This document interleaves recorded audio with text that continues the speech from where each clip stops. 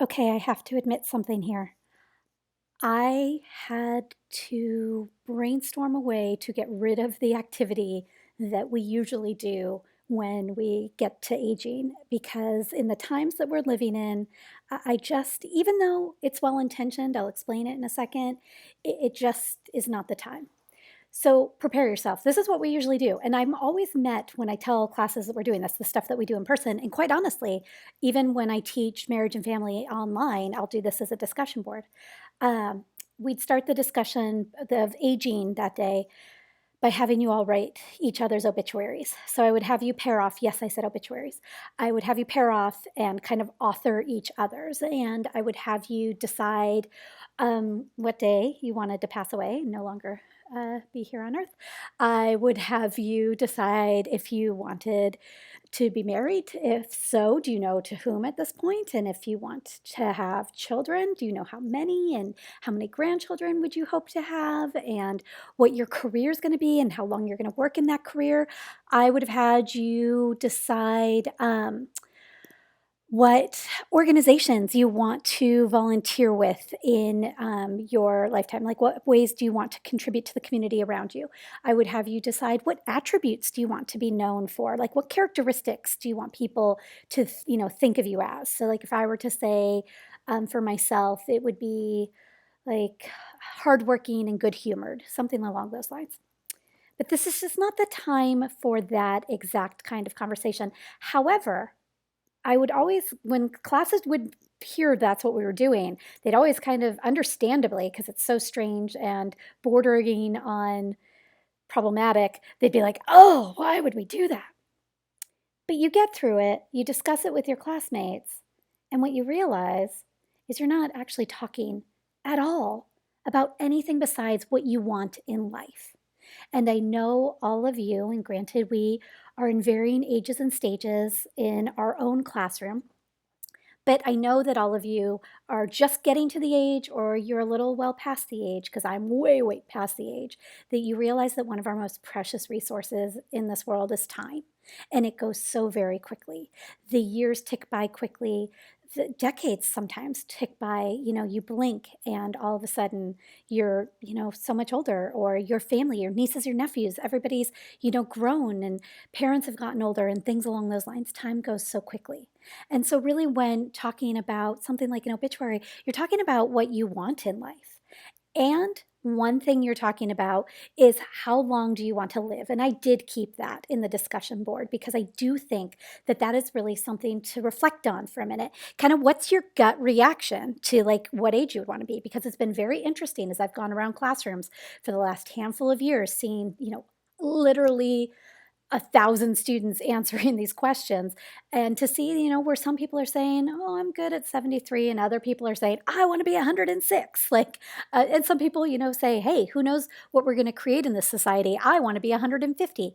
Lots of people, because I would ask you actually for the day that you want to pass away, and lots of students would say that they'd want to pass away on their birthday, and then they'd be so shocked when I'd come around and tell them, no, that's the worst day, you're wrong, and they'd be like, why? And I'm like, well, then you'd miss your party, you want that last piece of cake.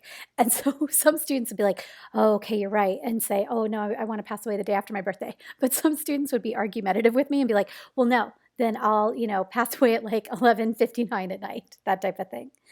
It's intended to be good humored, but it is intended to be purposeful, to think about what you want in your life, to think about your goals.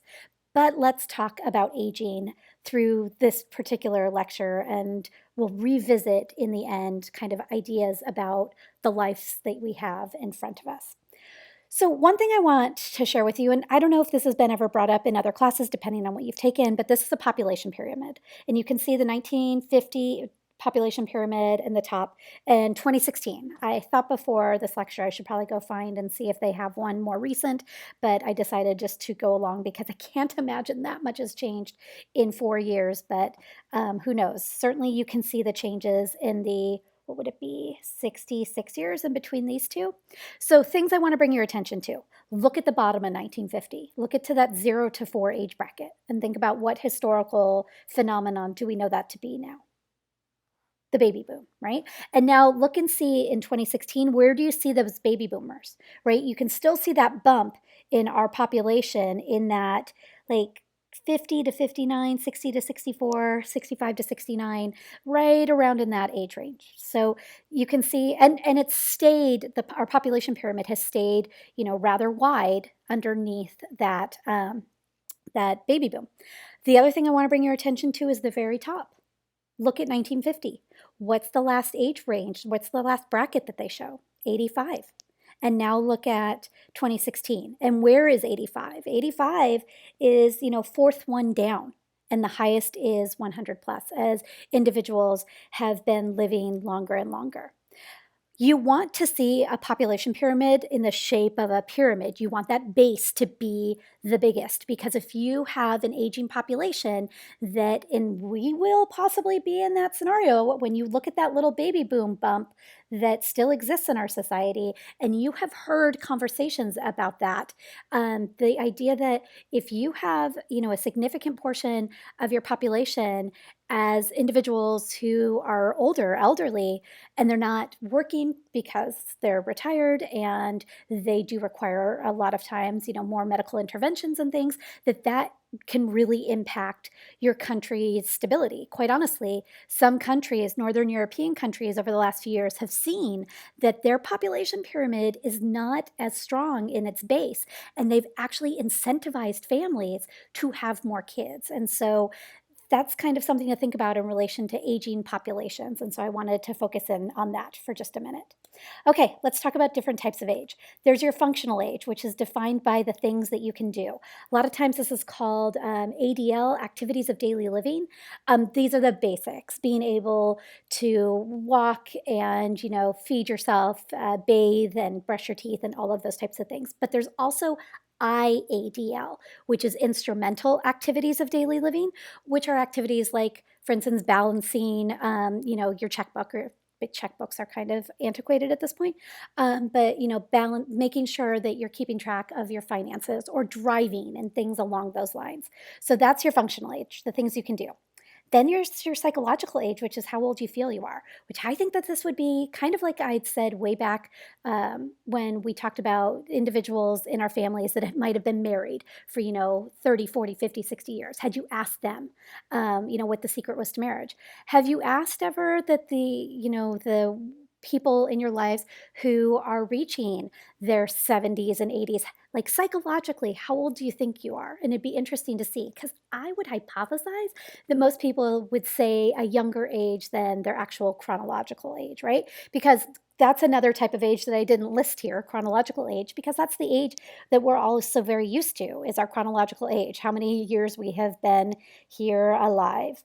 And then there's your social age. And that's whether or not you are within the norms for your age range. And so my example for this always is actually myself and my grandma. I have shared many times before at this point, I think, that I was young when I had Mac. So I was 20. And that means my social age is kind of distorted, because anybody who I'm a peer with who has a young adult as a child, or now they're your young adult child, they're usually about a dozen years older than I am, right? That doesn't mean always, but I think I can count one person, it's actually a colleague here at Long Beach, that I can think of that is my age and has kids that are Mac's age. So it's pretty darn rare. All of my friends that are my age have kids that are 10, 12 years younger than Mac. And so that idea. My grandma in 1955, when she was, I think, 44, her younger sister down the street, who was a younger sister, so she was still like just turning 40, maybe 41. Helen was pregnant. And my grandma famously, apparently, it's like a folklore story in my family, said to her, "Oh, Helen, you fool at our age." Because my grandma was really sweet like that. It turned out my grandma was actually pregnant too at the same time and had my uncle when she was 45. And this was in a time where that was completely outside of the norms. So that idea of social age and if you're fitting into norms. So childbearing could be just one example. Okay, there's different ways of aging. So there's the normal ways of aging that are just the various aspects of your body, kind of, slowing down and possibly at times failing you. Sorry about the weird spacing on this. There's pathological age, and then that means your aging process has been sped up by outside factors. And so think about what some of those outside of your body factors could be. Things like possibly pollution, things like not wearing sunscreen, things like diet and exercise and sleep and things. So those are things that could possibly speed up the aging process. Then there's optimal, and these are the people that it's just like, how are you even the age that you are? This is the person who is 78 and looks like they're 36. So it's just beyond belief. But then there's also successful aging, and sorry, the spacing on the words is weird again too. This is when you're using those extrinsic factors, some of which I just listed, to counteract the natural aging process. So you're getting a good amount of sleep, you are exercising, you have a solid, good diet, you are reducing your stress. You're doing the things that you need to do to keep your body in the most successful, place that it possibly could be. Okay, last two concepts. The sociological theories of aging that I wanted to share with you that you'll be using in the discussion board this week.